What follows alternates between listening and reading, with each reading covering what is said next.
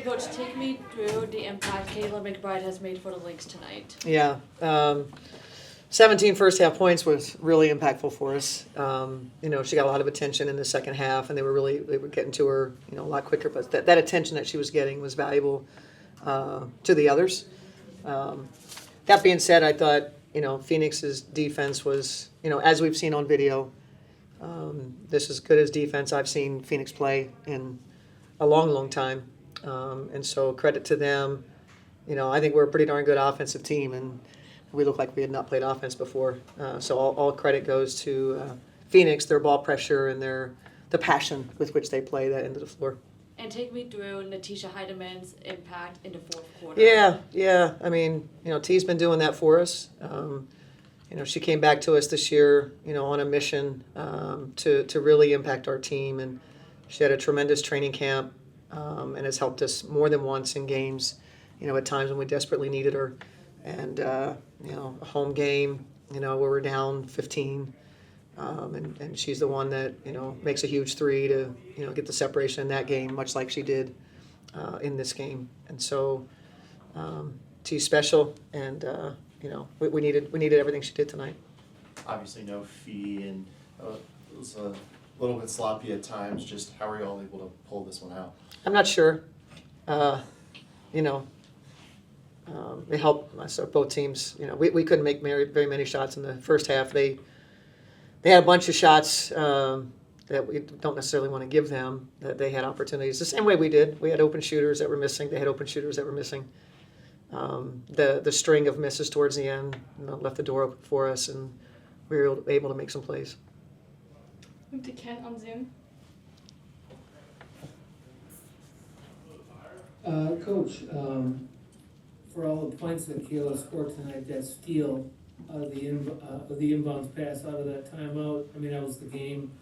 Did you guys sense what they were going to call? Was it just her anticipation? What happened there? We talked about it in a timeout that we and generally as a team, we like to be disruptive and not let a team just simply inbound and get right to their action. So I think Mac's instincts on that were absolutely present, and she made a big play for us. You guys found a way to slow them down after they were getting a lot of points in the paint through, I guess, 3.5 quarters. The last two, those Sabali layups that put them up 3. Did you change anything, or? Yeah. I would imagine that those point paints were annoying you just a little bit. Yeah, well, it was a bit of a dilemma. Most of our preparation centered on Alyssa Thomas being in the game, and, we didn't learn until, later. So our preparation had to completely shift, and we simply, talked about it. And this is a team that we're really unfamiliar with. Like, a lot of these players, they we see them overseas, but, seeing them here and sort of the newness of the Phoenix Mercury, we knew might, take us some time to sort of figure some things out.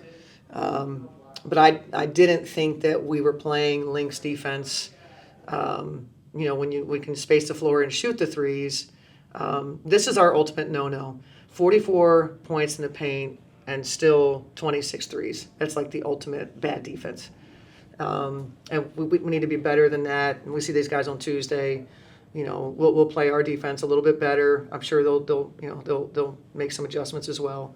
But I would say that our attention to the paint was really poor when we knew, that's, with Kalani, getting more minutes. We were anticipating that. Our bigs don't intimidate anybody, so you're going to, just plant, Kalani Brown down there. She had a good game.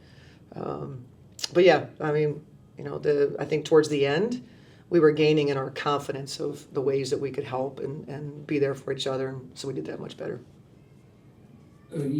Much has been made in recent days of Courtney's lack of short-term memory. It strikes again. So it does strike again. She's struggling to make a shot, and she steps up and hits that 3 that ties the game at 71.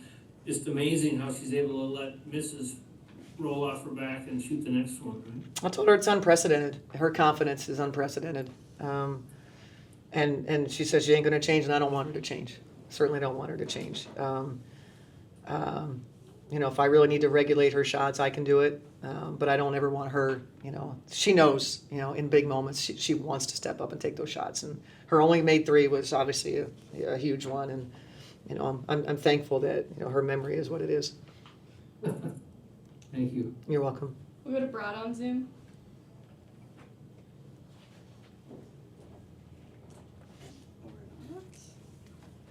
Who is it? Brad? Yep. Brad, are you there? Are you on mute? Yes, hi, Coach. How are you? Brother from WS Nation. During that fourth quarter, when you were going back and forth, it was a really tight game. Did you see things that the Phoenix defense was doing and that you were adjusting to as the game got down to the wire that made you get those great shots in?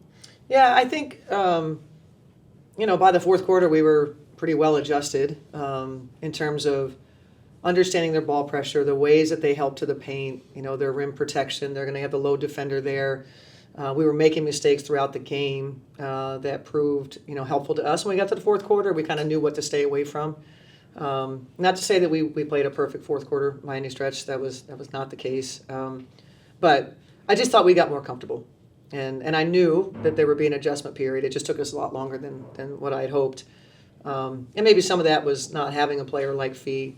They were able to key on us. We couldn't put much pressure at the rim. Certainly Fee would provide that. Lamb was terrific. I thought Jess Shepard was terrific too. Her competes and but I think fourth quarter, the mindset of breaking a play to make a play. You're not going to be able to just call the play and have it go exactly like you want it to go. And Phoenix takes you out of that. Again, credit to them. And our players started just playing and less worrying about scripting things. And that was a much better space for us. Thank you, Coach.